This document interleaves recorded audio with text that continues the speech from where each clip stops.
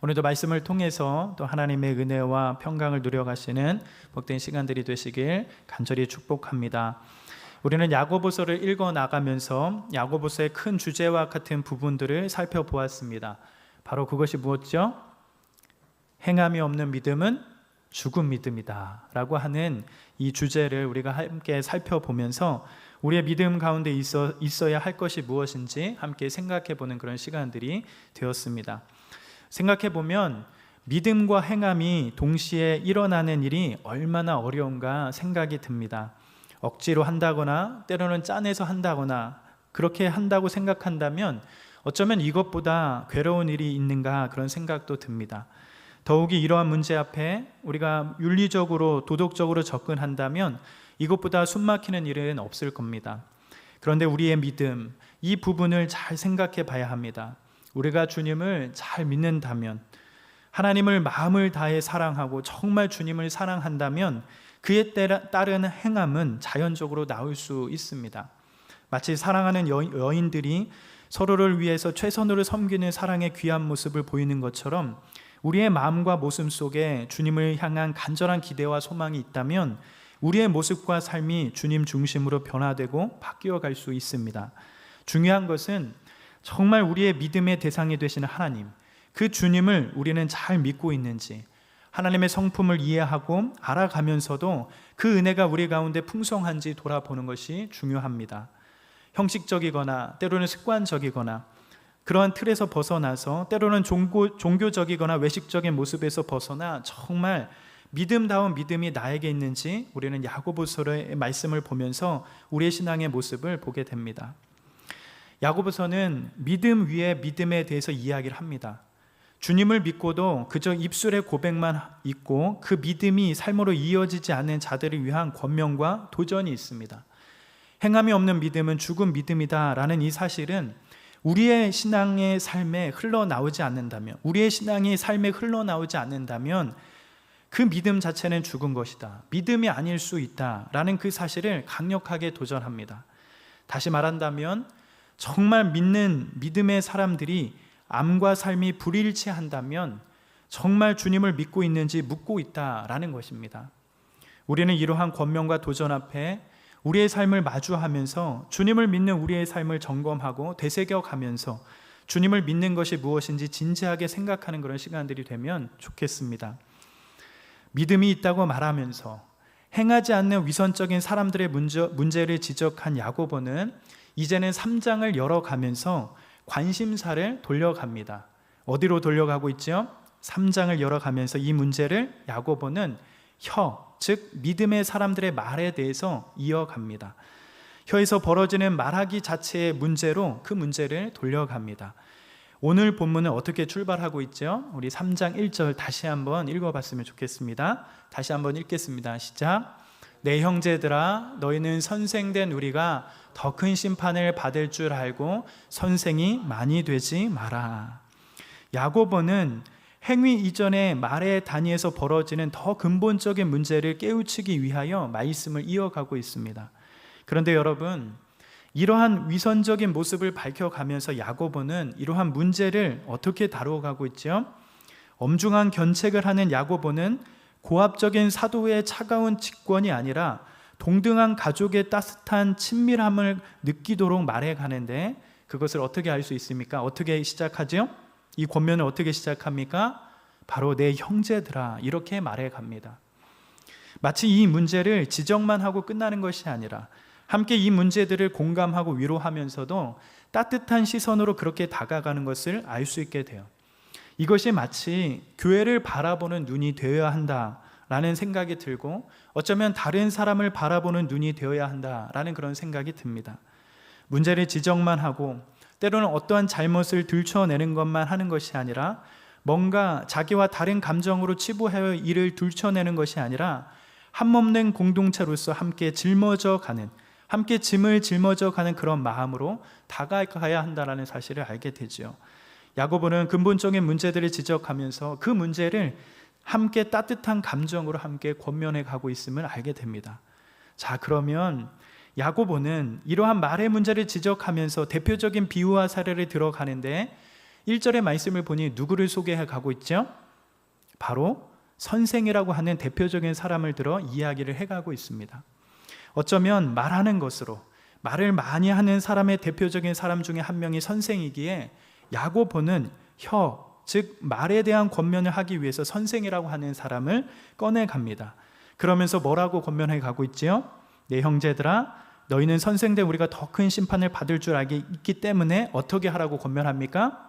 선생이 많이 되지 마라. 선생이 많이 되지 마라. 이렇게 말합니다.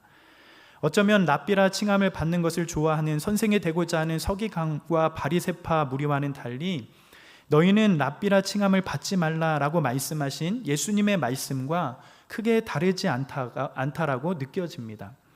그런데 이렇게 혀나 말의 문제를 지적해 가면서 선생이라고 하는 이 부분을 비유를 들어 설명하는 이유는 무엇이겠습니까? 아마도 선생들 중에도 정말 신실하게 살아가는 사람들도 있을 겁니다. 그런데 중요한 것은 무엇이지요?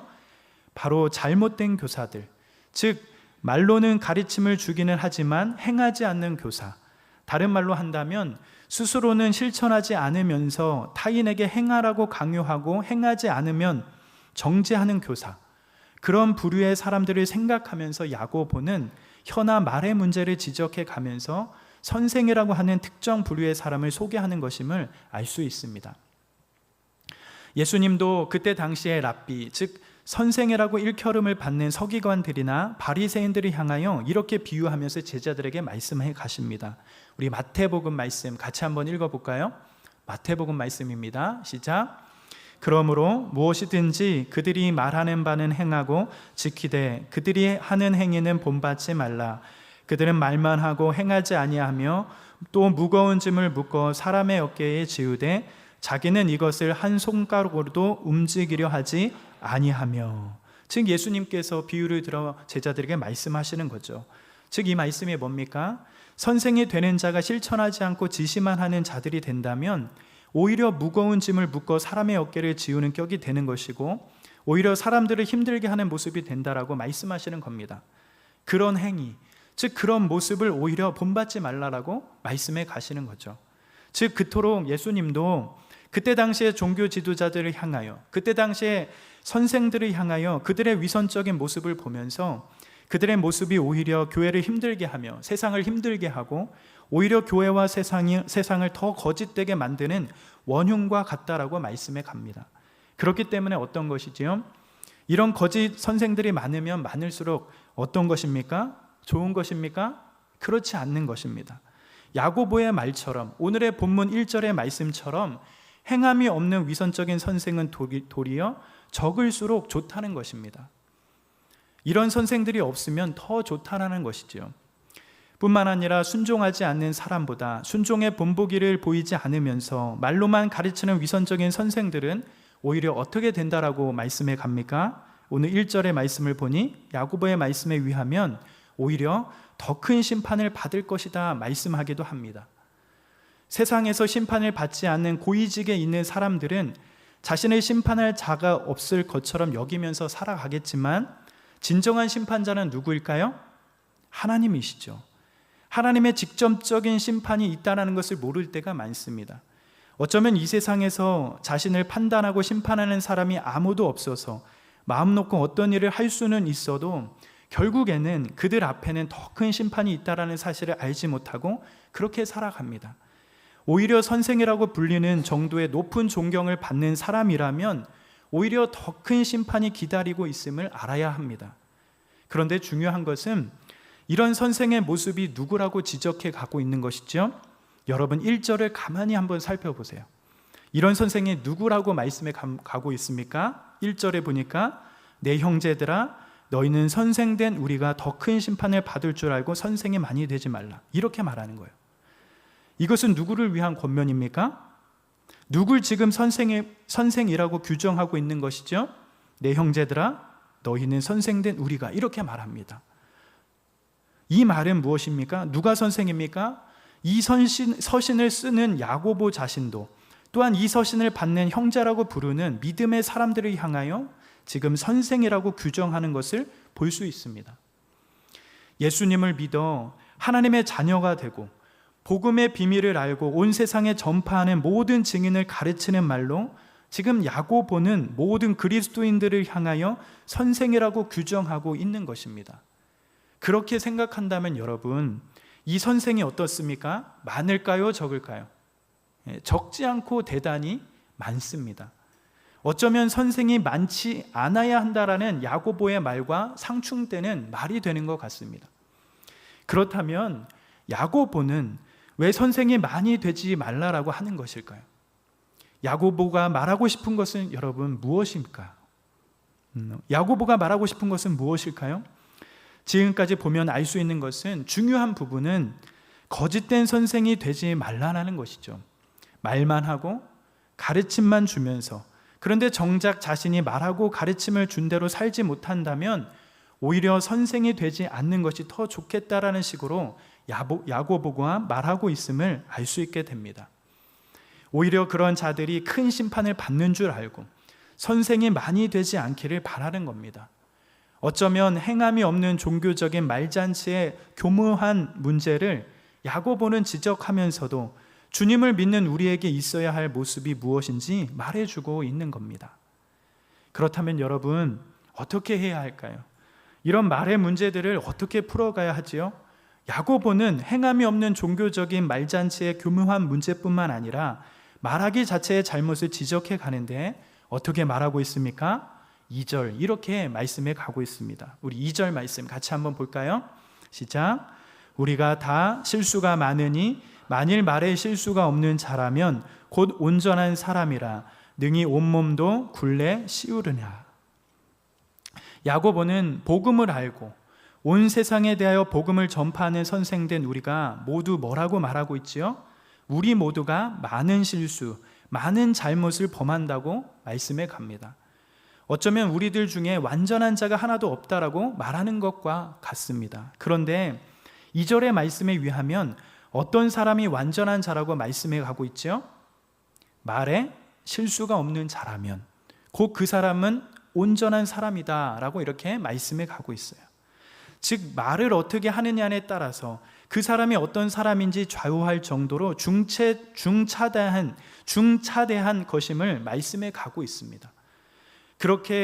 그런데 그렇게 말 실수가 없는 온전한 사람이라면 무엇까지 할 수 있다고 말씀하고 있죠? 온몸도 굴레를 씌운다라고 말하고 있습니다. 즉 말에서 잘못하지 않는다면 그는 온몸도 능히 통제하는 온전한 자라는 말을 하고 있어요. 즉 여러분, 이 말을 우리가 종합해 보면 야고보는 말에 실수가 없다는 것과 온몸의 통제와 예리하게 결부시켜 논하고 있다는 사실을 보게 됩니다. 그렇다면 말의 잘못을 범하지 않기 위한 방법은 무엇일까요?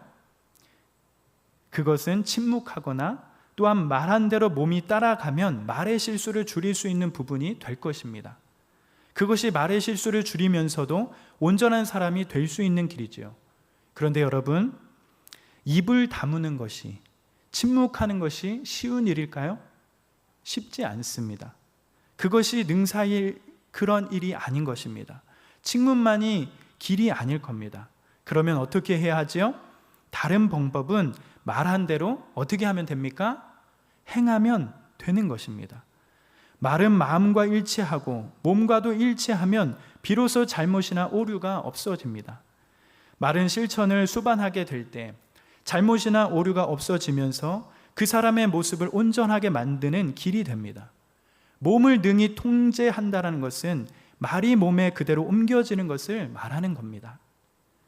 온전한 사람은 말과 몸은 분리되지 않고 그 사이에 빈틈도 없습니다.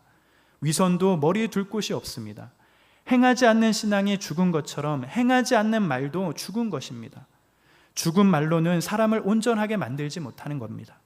야고보는 말의 이 무게를 소개하면서 말만 하는 것이 얼마나 우리의 삶에 치명적인 모습을 줄 수 있는지 권면해 가는 것입니다.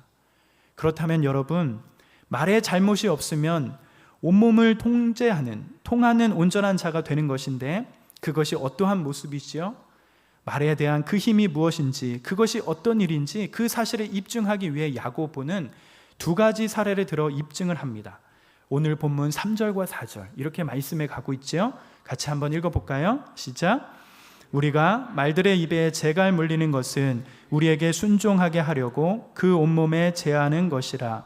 또 배를 보라. 그렇게 크고 광풍에 밀려가는 것들을 지극히 작은 키로서 사공의 뜻대로 운행하나니.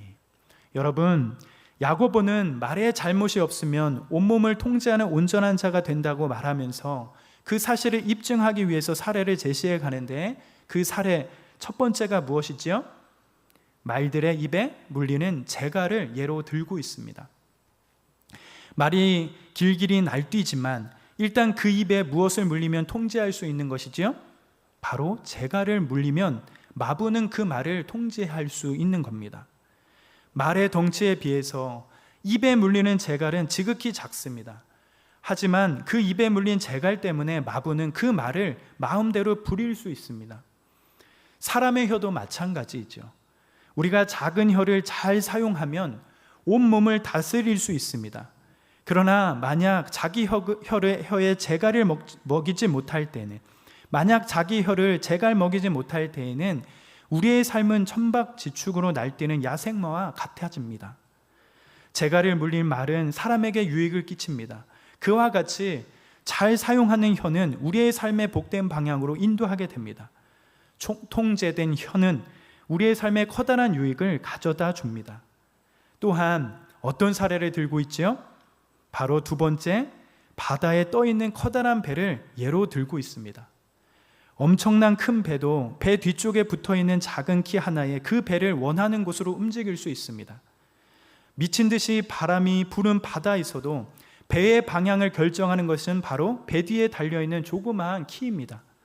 작은 키가 모든 것을 결정하는 것이죠.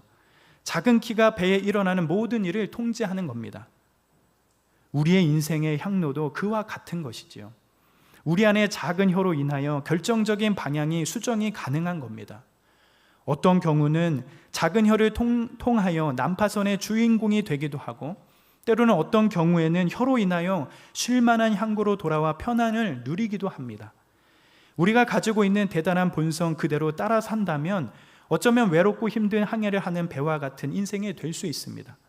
이처럼 말과 혀가 작지만 어떠한 영향을 주는지 밝혀가고 있습니다. 그러기에 야고보는 우리의 몸에 작은 것이지만 우리의 모든 것을 결정할 수 있는 이 혀에 대해서 어떻게 정의해 가지요? 바로 5절 이렇게 정의해 가고 있습니다. 같이 한번 읽어볼까요? 시작. 이와 같이 혀도 작은 지체로되 큰 것을 자랑하도다.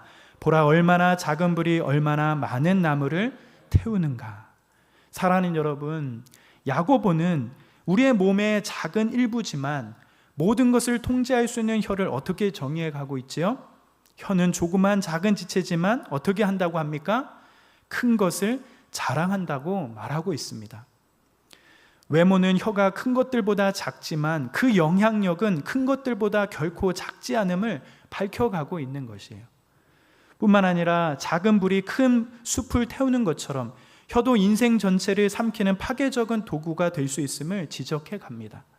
그러기에 이 야고보의 권면을 자세히 되새겨보면 몸 전체에 비해 너무도 미미한 혀도 대단히 큰 것들을 높일 수 있고 또는 파괴할 수도 있다는 전제가 되기도 한다라는 거예요. 한 입에서 두 가지가 나올 수 있는 것처럼 때로는 한 입에서 하나님을 인정하고 찬양하는 큰 선이 나올 수도 있지만 한 입에서 하나님을 부정하고 저주하면서 지극히 큰 악을 일삼을 수도 있다는 것을 증명하고 있다는 겁니다. 야고보는 혀의 위험성을 경고하면서도 어떻게 그것을 사용해야 하는지 그러한 신중함을 우리들에게 전달하며 보여주고 있습니다. 또한 혀에 대해서 무엇을 어떻게 정의해 가고 있습니까? 오늘 마지막 본문의 말씀 6절 또 이렇게 말씀해 가고 있어요. 같이 한번 읽어볼까요? 시작.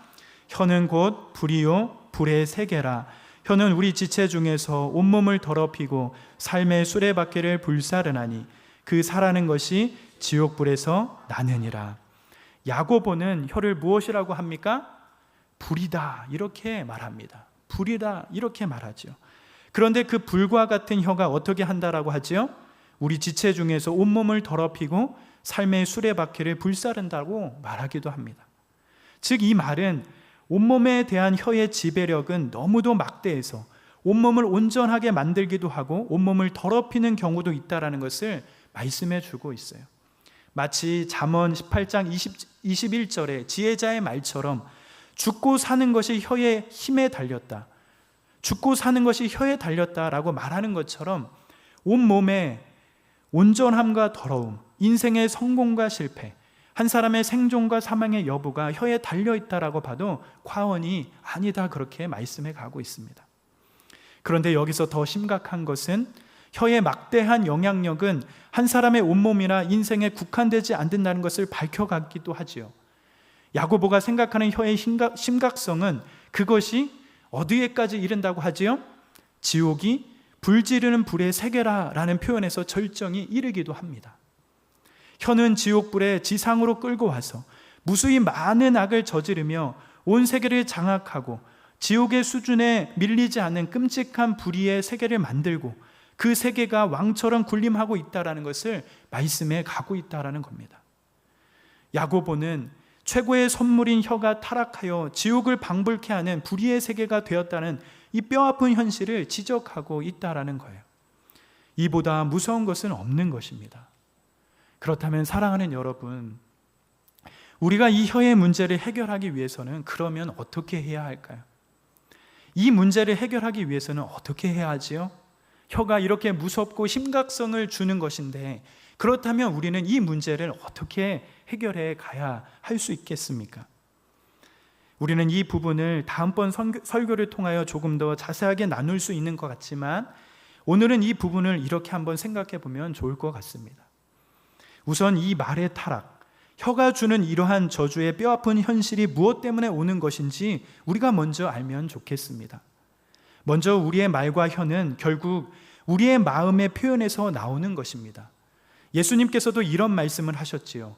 입으로 들어가는 것이 사람을 더럽게 하는 것이 아니라 우리를 더럽게 하는 것이 어디에서 나온다? 입에서 나오는 그것이 사람을 더럽게 하는 것이다 라고 예수님께서 말씀하십니다. 어쩌면 우리의 마음속에 가지고 있는, 또한 고여있는 더러운 생각과 마음의 옷을 입힌 것이 우리의 말과 혀로 나오는 것임을 알게 됩니다. 타락하고 부패한 우리의 본성이 가져다 주는 부정한 것들이 우리의 말과 혀 가운데 나오게 되는 것이죠. 그렇다면 여러분, 이 문제를 해결하기 위해서는 어떻게 해야 하는 것이지요? 이 문제를 해결하기 위해서는 어떻게 해야죠? 결국엔 이 언어의 문제들을 해결하기 유일한 방법은 우리에게 주신 하나님의 말씀에 근거하는 신앙, 하나님의 말씀 앞에 순종하는 그 삶이 우리를 조금 더 우리의 마음의 본성을 거슬러 가는 일들을 일어나게 만들 것입니다. 아마도 이 모습들을 사도행전 2장에 가면 우리는 확인할 수 있습니다. 사람의 본성적인 죄와 악으로 인하여 나누어졌던 언어의 혼잡들이 한 성령 안에서 충만함을 받고 성령이 말하게 하심을 따라 각자의 언어로 이야기했을 때 모여있는 모든 사람들이 다 듣고 놀라게 되는 그런 일들, 이러한 경험을 하면서 이것이 하나님의 큰일이다 고백하는 것처럼 그들이 하나님의 말씀 안에 함께 거할 때에 우리가 가진 말과 혀로 서로가 하나가 되고 하나님께 영광이 되는 그 사건을 접할 수 있게 됩니다. 혀의 문제, 우리의 말의 문제를 해결하기 위해서는 우리도 사도행전 2장에서 일어난 오순절의 그 사건처럼 하늘에 숙련된 혀를 주셔서 성령에 위하여 말하게 될 때 우리 안에 하나님의 큰 일을 보게 될 것이며, 또한 온 세상이 우리가 고백하는 그 말과 혀로 인하여 하나님을 보게 되며 증거가 되는 그런 일들이 될 것임을 알 수 있게 됩니다.